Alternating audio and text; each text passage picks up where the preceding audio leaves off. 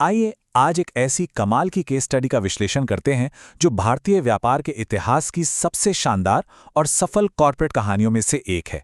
एक ऐसा master class pivot यानी व्यावसायिक बदलाव जिसने पूरी की पूरी इंडस्ट्री को हैरान कर दिया।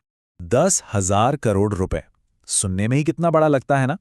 आज डीएस ग्रुप एफएमसीजी यानी फास्ट मूविंग कंज्यूमर गुड्स का एक ऐसा विशाल साम्राज्य बन चुका है जो 200 से भी ज्यादा प्रोडक्ट्स के पोर्टफोलियो के साथ सालाना 10,000 करोड़ रुपए से ज्यादा का रेवेन्यू जनरेट कर रहा है। पल्स कैंडी, पास पास, रजनीगंधा और कैच मसाले ये सब इसी एक ग्रुप का हिस्सा हैं।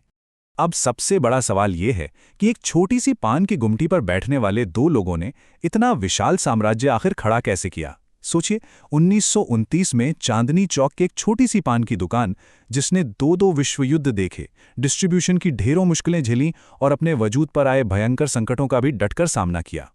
ये सब पार करके इस मुकाम तक पहुंचना वाकई बेहद रोमांचक है। तो चलिए इस कहानी के पहले हिस्से यानी चांदनी चौक की उस शुरुआत पर चलते हैं। ये बात ब्रिटिश दौर की है।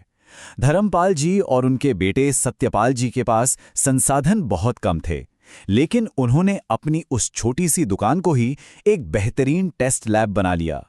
1940 के दशक में जब दूसरे विश्व युद्ध की वजह से मार्केट में कच्चे माल की भारी कमी होने लगी तो उन्होंने एक बड़ा फैसला लिया।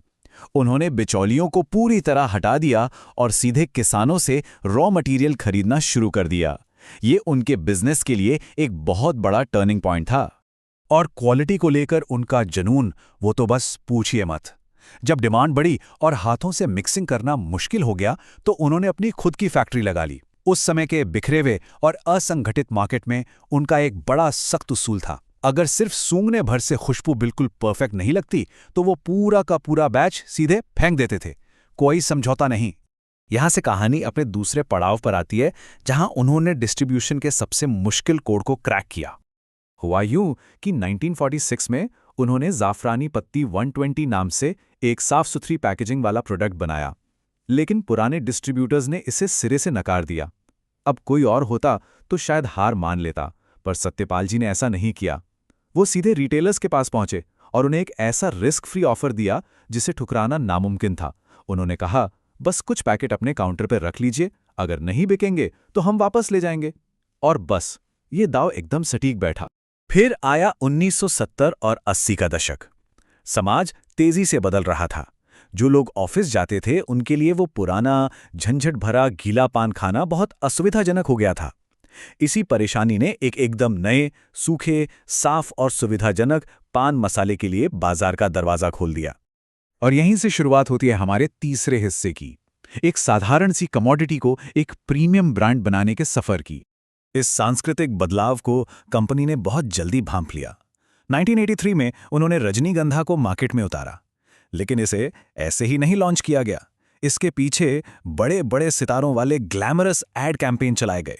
नतीजा, पान मसाला जो कभी एक बहुत ही साधारण सी चीज हुआ करता था, वो रातों रात एक ताज़ा प्रीमियम लाइफस्टाइल का सिंबल बन गया। लेकिन असली कहानी तो अब शुरू होती है जब उनके सामने आया तंबाकू का एक बहुत बड़ा महासंकट। कहते हैं ना कि बड़ी सफलता अक्सर बड़ी चुनौतियां भी साथ लाती है। 1990 के दशक के आते आते हेल्थ को लेकर जागरूकता तेजी से बढ़ने लगी। एनजीओ का दबाव बना, तंबाकू वाले प्रोडक्ट्स पर सरकारी बैन लगने लगे। अब सोचिए, जिस कंपनी का 80 से 90% रेवेन्यू इसी एक चीज से आता हो, वो ऐसे भयंकर विरोध के बीच कैसे बचेगी? ये सच में उनके वजूद का सवाल था। ऐसे मुश्किल वक्त में नई पीढ़ी के लीडर्स ने एक बेहद बोल्ड फैसला लिया। उन्होंने बदलते वक्त की सच्चाई को माना और सरकारी नियमों से लड़ने के बजाय अपनी पूरी पहचान ही बदलने की रणनीति बना ली। उन्होंने लंबी रेस का घोड़ा बनने के लिए अपना फोकस पूरी तरह से एफएमसीजी सेक्टर पर शिफ्ट किया और तंबाकू पर अपनी निर्भरता को 10% से भी कम करने का एक बहुत ही कड़ा लक्ष्य तय कर लिया। और इसी रणनीति ने नींव रखी हमारे पांचवें और सबसे अहम पड़ाव की, एक विशाल एफएमसीजी पावर हाउस के उदय की। देखिए, कोई भी इतना बड़ा बदलाव रातों रात तो होता नहीं है। ये एक मास्टर क्लास है कि स्ट्रेटेजिक डाइवर्सिफिकेशन कैसे किया जाता है। 1987 में कैच मसालों को टेस्ट किया गया, फिर 1999 में पास पास और कैच स्प्रिंग वाटर के साथ उन्होंने अपनी पूरी ताकत लगा दी। 2000 का दशक आते आते वो हॉस्पिटैलिटी, पैकेजिंग और यहां तक कि डेयरी जैसे बिल्कुल नए और अनछुए सेक्टर्स में पूरे कॉन्फिडेंस के साथ उतर चुके थे। और इन सब का जो रिजल्ट आया वो वाकई देखने लायक था। 2014 तक उनकी इस बेहतरीन रणनीति के दम पर कंपनी का कुल रेवेन्यू उछलकर 4800 करोड़ रुपए हो गया।